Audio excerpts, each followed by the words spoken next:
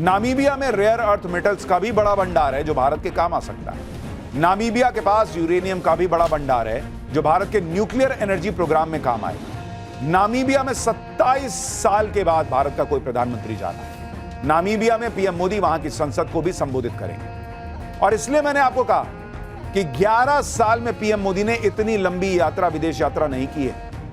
Operation सिंदूर के बाद इस यात्रा के बड़े मायने हैं। जो चीन रेयर अर्थ पकड़े बैठा है उसको मैसेज देने के लिए भी इस यात्रा के बड़े मायने हैं।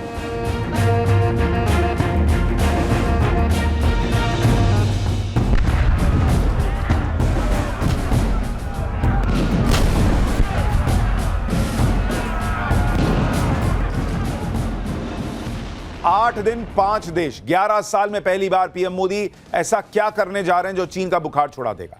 Gold, gas, rare earth, PM Modi ऐसी कौन सी डील करने जा रहे हैं कि चीन के होश उड़ जाएंगे। पीएम मोदी कौन सा बम बनवा रहे जो अंकर बंकर सब फाड़ देगा भाई। हाफिज मसूद दाऊद कोई ना बचेगा। और भारत के खजाने में कैसे छप्पर फाड़ पैसा आ रहा है और ट्रंप की इकोनॉमी और डॉलर दोनों डूबने लगे हैं। आज सबसे पहले इसकी बात, प्रधानमंत्री नरेंद्र मोदी आजकल डॉक्टर मोदी ज्यादा दिखने लगे हैं क्योंकि वो ऐसी सालों पुरानी बीमारी का इलाज करने में जुटे हैं जिसको उनके पहले वालों ने ना इलाज मानकर छोड़ ही रखा था। और उन प्रमुख बीमारियों में से एक का नाम है पाकिस्तान और दूसरे का है चीन। इस समय प्रधानमंत्री नरेंद्र मोदी जिस तेवर में है ना, पाकिस्तान ने जिस तरह की हरकतें फिर से शुरू कर दी है ना, उससे सबको यही लग रहा है कि नरेंद्र मोदी कभी भी फिर से धमाका कर सकते हैं। ऑपरेशन सिंदूर का पार्ट 2 कभी भी लॉन्च हो जाएगा भाई, क्योंकि कल ही हमने आपको दिखाया था कि पाकिस्तान का आर्मी चीफ मुनीर फिर से आतंकी हमले को सही ठहराने लगा है। लेकिन यह नरेंद्र मोदी का नया भारत है। मुनीर और पाकिस्तान की गर्मी निकालने में देर नहीं लगाएगा। नरेंद्र मोदी पक्के से जानते हैं कि पाकिस्तान वो तरबूज है जो खुद चाकू पर आकर गिरेगा। आप लिख के ले लीजिए। और इसलिए मोदी उस तैयारी में लगे हैं कि मुनीर हो, हाफिज सईद हो, मसूद अजहर हो, दाऊद इब्राहिम हो, बंकर में भी छिप गए ये लोग तब भी नहीं बचेंगे, क्योंकि नरेंद्र मोदी अब ऐसा बम बनवा रहे हैं जो भाई अंकर बंकर सब फाड़ देगा। फिर ना हाफिज सईद बचेगा ना मसूद अजहर बचेगा। वो बम कौन सा है आज आपको दिखाऊंगा। पाकिस्तान तो पाकिस्तान, मोदी चीन का बुखार उतारने वाला कौन सा इलाज शुरू कर चुके हैं। पीएम मोदी अब वहां के लिए निकल गए हैं कि पाकिस्तान क्या चीन, अमेरिका, ट्रंप तक के होश उड़ जाएंगे। ऐसे देशों में नरेंद्र मोदी जा रहे हैं जिनके साथ मिलकर भारत वर्ल्ड डिप्लोमेसी में बड़े बड़े धुरंधरों को ढेर करेगा। आज इसके बारे में विस्तार से बताऊंगा। नरेंद्र मोदी 10 कदम आगे की प्लानिंग में लगे। हथियार हो, कूटनीति हो, उन्होंने चीन पाकिस्तान के खिलाफ मोर्चे खोल दिए। आप देखिए कि ऑपरेशन सिंदूर के बाद पीएम मोदी अपने 11 साल के कार्यकाल की सबसे लंबी विदेश यात्रा पर जा रहे हैं। इतनी लंबी विदेश यात्रा पीएम ने कभी नहीं की 11 साल में। वो 8 दिन में 5 देश का दौरा करेंगे। इसमें वो छोटे छोटे देश भी शामिल हैं जहां पीएम मोदी कभी गए ही नहीं। पीएम मोदी जिन देशों में जा रहे हैं वो दुनिया के नक्शे में भले ही छोटे दिखते हो, लेकिन उनकी अहमियत बहुत बड़ी है। पीएम मोदी ऐसे ही देशों तक अपनी आउटरीच बढ़ा रहे हैं जो चीन के खिलाफ भारत के बड़े काम आ सकते हैं। इसके अलावा मोदी ब्रिक्स सम्मेलन के लिए ब्राजील भी जा रहे हैं। ब्रिक्स में भारत के अलावा रूस और चीन भी है। G7 के बाद यह दूसरा बड़ा मंच है जहां पीएम मोदी पाकिस्तान को आतंकवाद के मामले में एक्सपोज करेंगे। ब्रिक्स में जाकर नरेंद्र मोदी ट्रंप को भी कड़ा मैसेज दे देंगे, क्योंकि ब्रिक्स को ट्रंप बहुत पसंद नहीं करते हैं। लेकिन खास तौर पर चीन को निपटाने के लिए पीएम मोदी और क्या क्या कर रहे हैं, गोल्ड से लेकर रेयर अर्थ तक और ऐसे हथियार कि चीन पाकिस्तान के धागे खुल जाएंगे। 8 दिन में 5 देशों की यात्रा में पीएम मोदी कौन सा रिकॉर्ड बनाने वाले हैं, कौन कौन सी डील करने वाले हैं, सब के बारे में आज आपको विस्तार से बताऊंगा। और साथ ही यह भी कि कैसे भारत के खजाने में छप्पड़ फाड़ पैसा आ रहा है और ट्रंप की इकोनॉमी डूबी जा रही है। लेकिन सबसे पहले एक झलक देखिए।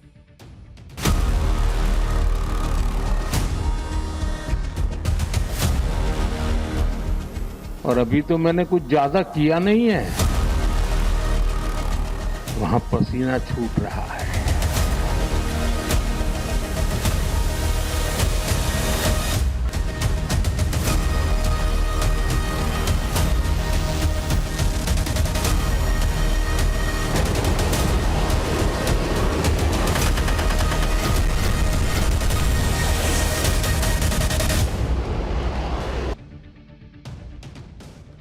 प्रधानमंत्री नरेंद्र मोदी कल से बड़े मिशन पर निकलने वाले हैं और यह वो मिशन है जिसमें भारत बड़े बड़े कूटनीतिक धमाके करने वाला है।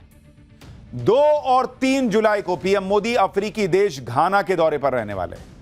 3 और 4 जुलाई को त्रिनिदाद और टोबैगो देश का दौरा करेंगे। 4 और 5 जुलाई को पीएम मोदी अर्जेंटीना के दौरे पर रहेंगे और फिर 5 से 8 जुलाई के बीच पीएम मोदी ब्राजील में ब्रिक्स सम्मेलन में हिस्सा लेंगे। 9 जुलाई को पीएम मोदी अफ्रीकी देश नामीबिया जाएंगे।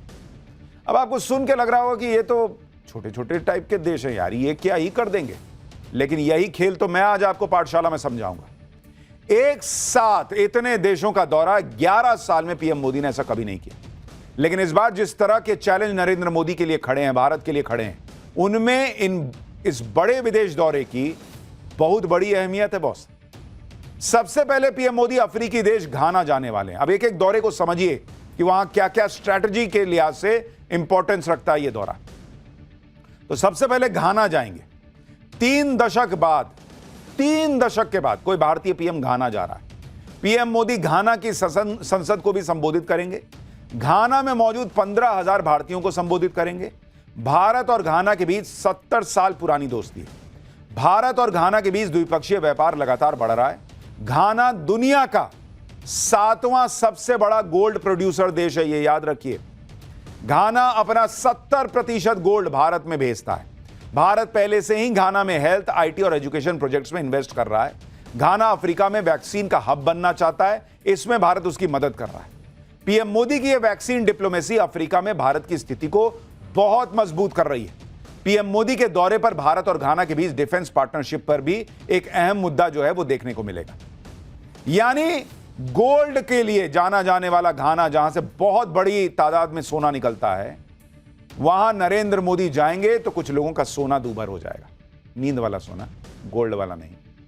पीएम मोदी की इस अफ्रीकी देश की यात्रा को चीन के काउंटर के तौर पर भी देखा जा रहा है, क्योंकि चीन लगातार अफ्रीकी देशों पर अपना प्रभुत्व बढ़ा रहा है। अफ्रीकी देशों में चीन की मौजूदगी लगातार बढ़ रही है, तो उसकी काट के तौर पर भी इस दौरे को देखा जा रहा है।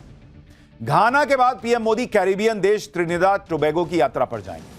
पीएम मोदी की यह यात्रा भी बहुत खास होने वाली है, क्योंकि वर्तमान में यहां के राष्ट्रपति और प्रधानमंत्री दोनों भारतीय मूल के हैं, दोनों महिलाएं हैं और पेशे से वकील हैं। दोनों नेताओं को अपनी भारतीय जड़ों और विरासत पर गर्व है, वो खुद को भारत की बेटियां बताती हैं। पीएम मोदी त्रिनिदाद और टोबैगो की प्रधानमंत्री कमला प्रसाद बिसेसर के न्योते पर वहां जा रहे हैं। पीएम मोदी की यह यात्रा ऐसे वक्त में हो रही है जब वहां भारतीय प्रवासियों के आगमन की 180वीं वर्षगांठ मनाई जा रही है। साल 1999 के बाद यह किसी भारतीय पीएम की पहली यात्रा होगी।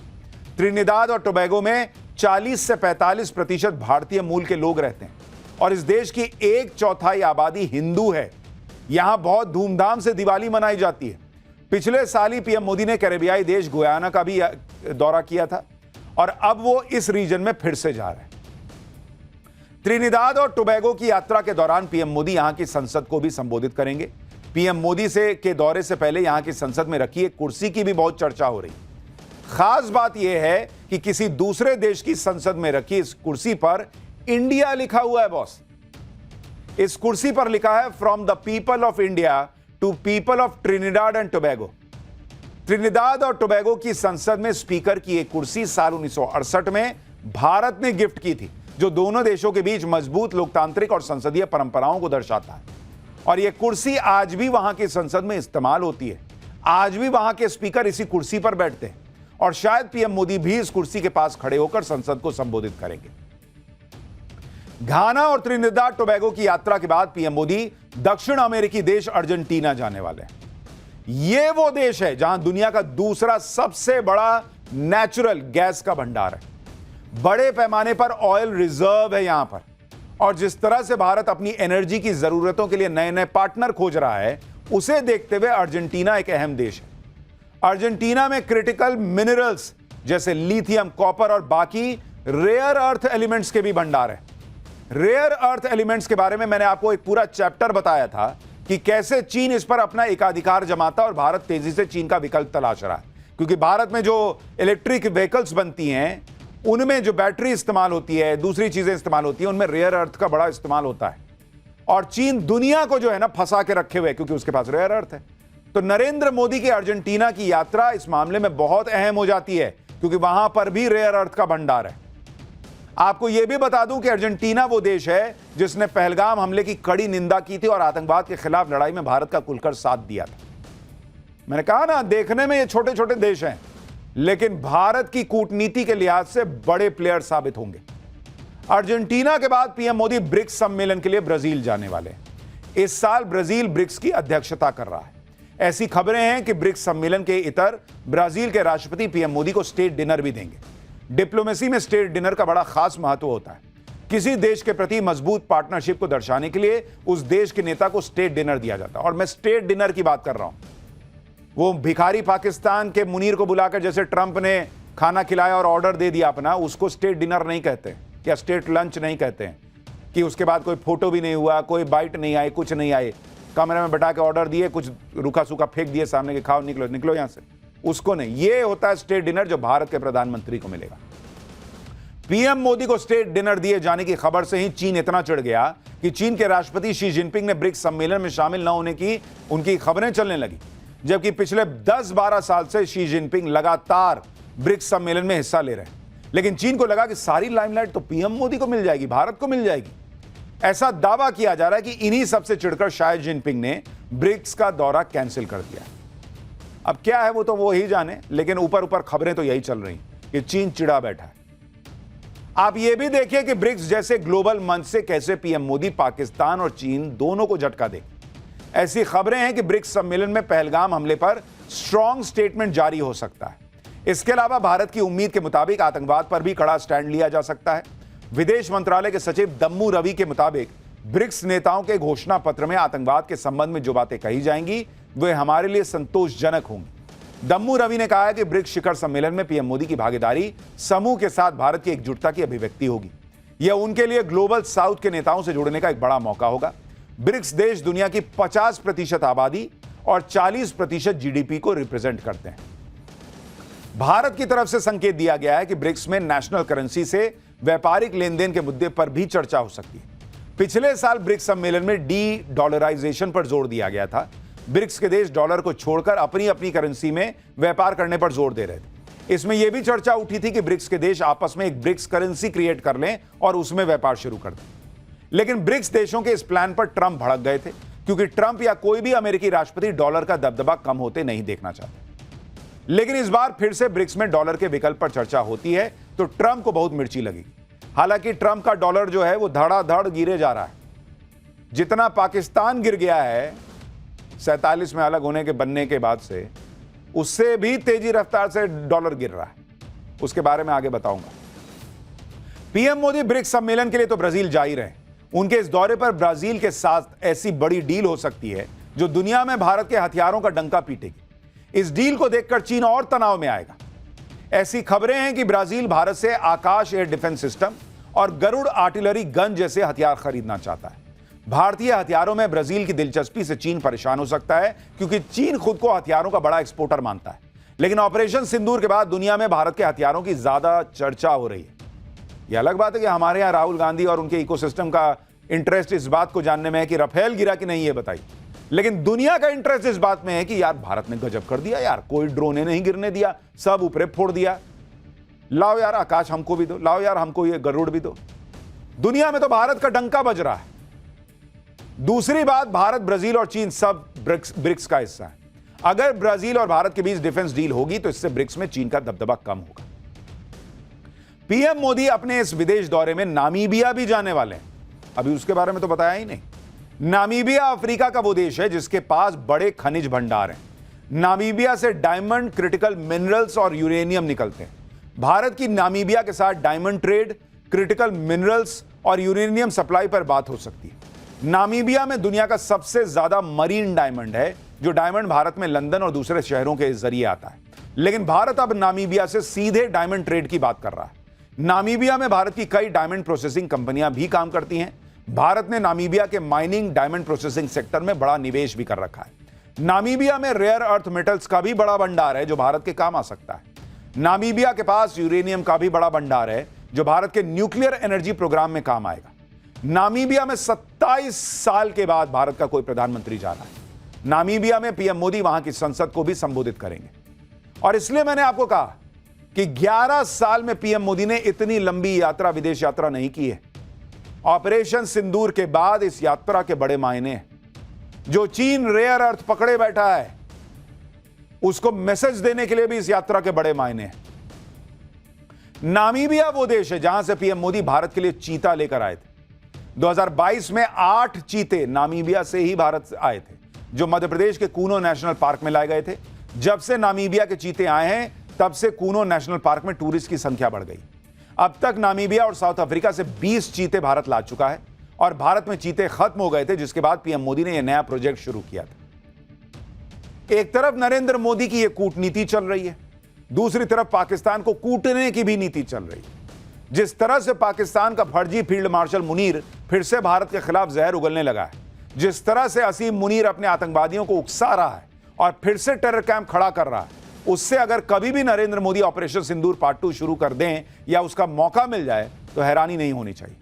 लेकिन इस बार नरेंद्र मोदी पाकिस्तान को घुसकर ठोकेंगे तो फिर असीम मुनीर ना हाफिज सईद को बचा पाएगा, ना मसूद अजहर को बचा पाएगा। पिछली बार हाफिज सईद और मसूद अजहर दोनों को असीम मुनीर ने अंडरग्राउंड कर दिया था, बंकर में कहा गया कि छुपा दिया था। लेकिन नरेंद्र मोदी इस बार अंकर बंकर के चक्कर में नहीं पड़ रहे हैं। मोदी इस बार अंकर बंकर सब फाड़ देंगे बॉस, क्योंकि वो ऐसा बम बनवा रहे हैं जिसमें बंकर को चीर कर हाफिज सईद और मसूद अजहर तक पहुंचने की काबिलियत होगी। ऐसी खबरें हैं कि भारत अपना बंकर बस्टर बम बना रहा है। यह वही बंकर बस्टर बम है जिसे ईरान पर दागकर अमेरिका ने पूरी दुनिया में अपनी ताकत का डंका पीटा था, जिस बम ने ईरान की अंडरग्राउंड न्यूक्लियर साइट को फोड़ दिया था। अब भारत भी ऐसे बंकर बस्टर बम बनाने में लगा है, लेकिन यह भारत का बंकर बस्टर बम अमेरिका के बंकर बस्टर बम की तुलना में कम नहीं होगा, बल्कि उसे बराबरी की टक्कर देगा। और कई मायनों में तो यह अमेरिका के बंकर बस्टर बम से भी ज्यादा घातक होगा। भारत बंकर बस्टर बम बनाने के लिए अपनी सबसे ताकतवर इंटरकॉन्टिनेंटल बैलिस्टिक मिसाइल अग्नि 5 को मॉडिफाई कर रहा है। अग्नि 5 मिसाइल से ही 7,500 किलोग्राम के विशाल बंकर बस्टर वॉरहेड को दागा जाएगा, यानी इसे दागने के लिए B-2 बॉम्बर जैसे शक्तिशाली जेट की जरूरत नहीं पड़ेगी। कम खर्चे में भारत एक ताकतवर बम बना रहा है। भारत के बंकर बस्टर बम को अग्नि 5 मिसाइल से ही दाग दिया जाएगा। आमतौर पर अग्नि 5 मिसाइल न्यूक्लियर वॉरहेड कैरी करती है, इसकी रेंज 5,000 किलोमीटर होती है, लेकिन भारी भरकम बंकर बस्टर बम को दागने से इसकी रेंज 2,500 किलोमीटर होगी। लेकिन 2,500 में तो हम पाकिस्तान को फोड़ देंगे। इसे अग्नि 5 मिसाइल से दागा जाएगा तो इसकी सटीकता और भी बढ़ जाएगी। यानी जिस बंकर बस्टर बम को गिराने के लिए अमेरिका को एक बड़ा तूफानी प्लेन भेजना पड़ा, 37 घंटे उड़ा, आया गया, इतना किया, तब जाके बंकर बस्टर बम गिरा। भारत इतना नहीं करेगा, कम पैसे में जाके फोड़ देगा बंकर बस्टर। यहां से अग्नि 5 उड़ा, उधर फोड़ा, कोई अंकर बंकर नहीं, फोड़ो सबको। भारत के इस बंकर बस्टर बम से जमीन के 100 मीटर नीचे बने दुश्मन के ठिकाने भी ध्वस्त होंगे। यानी अब हाफिज और मसूद जैसे आतंकी बंकर में भी छिपे तो बच नहीं पाएंगे। बंकर बस्टर बम अमेरिका के पास भी है, चीन के पास भी है, लेकिन भारत जो बंकर बस्टर बम बना रहा है वो कैसे अमेरिका और चीन के बंकर बस्टर बम से अलग है, वो बताता हूं। अगर एक्सप्लोजिव ले जाने की क्षमता देखें तो भारत अग्नि 5 मिसाइल से 7,500 किलोग्राम एक्सप्लोजिव दाग सकता है। अमेरिका का GBU-57 bunker buster bomb 13,600 kilogram explosive से लैस होता है। चीन का DF-15C बंकर बस्टर बम 500 से 750 किलोग्राम एक्सप्लोजिव ही ले जा सकता है। जमीन के कितने अंदर जाकर टारगेट को भेज सकता है, अगर इसकी तुलना देखें तो भारत के बंकर बस्टर बम 80 से 100 मीटर जमीन के अंदर टारगेट को भेज सकते हैं। अमेरिका का बंकर बस्टर बम 60 मीटर तक टारगेट को भेज सकता है और चीन का करीब 20 मीटर। हथियारों के मामले में अगर आप मारक क्षमता देखें तो भारत 2,500 किलोमीटर, पूरा पाकिस्तान इसकी रेंज में आएगा। अमेरिका का बॉम्बर विमान पर निर्भर रहना, जहां मारना है वहां उड़ाकर ले जाना, यह उसकी कमी है। चीन 700 किलोमीटर की रेंज से ज्यादा आगे नहीं बढ़ सकता, यानी रेंज के मामले में भी भारत का बंकर बस्टर बम बहुत आगे है। यानी भारत कम खर्चे में, कम झंझट में ऐसा बम बना रहा है जो अमेरिका और चीन के बंकर बस्टर बम का बाप साबित होगा। इतना ही नहीं, आज ही भारतीय नेवी के बेड़े में ऐसा ताकतवर युद्धपोत भी शामिल हुआ है जो पानी में दुश्मन को पानी पिला देगा।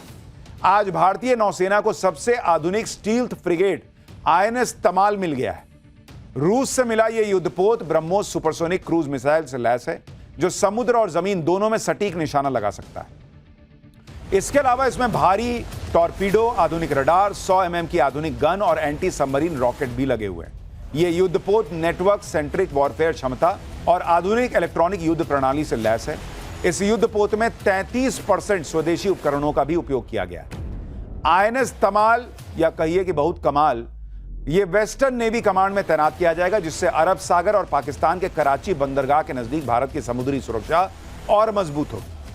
तमाल नाम देवताओं के राजा इंद्र की युद्ध में इस्तेमाल होने वाली पौराणिक तलवार से प्रेरित है। तो यानी पाकिस्तान को एक और मैसेज है कि इस बार नेवी मारेगी और तमाल मारेगा तो इतना मारेगा कि कमाल होगा। भारत लगातार अपनी ताकत को बढ़ाता चला जा रहा है, नई नई डिफेंस डील कर रहा है, सेना की जरूरतों के मुताबिक हथियारों की खरीद को जल्द से जल्द निपटा रहा है।